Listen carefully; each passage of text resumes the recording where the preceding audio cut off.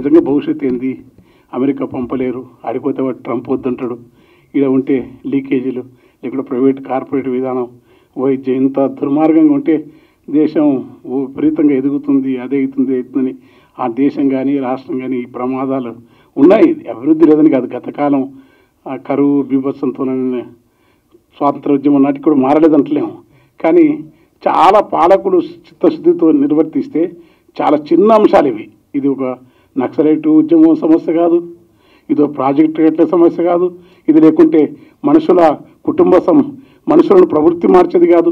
చాలా చిన్న విషయం. విద్య, వైద్యం ప్రజల అందాల, ప్రజలందరికీ వైద్యం రావాలి. ప్రజలందరూ ఈ పేపర్ లీకేజీలు డబ్బులతోని ఇలా నాకు తెలుసు.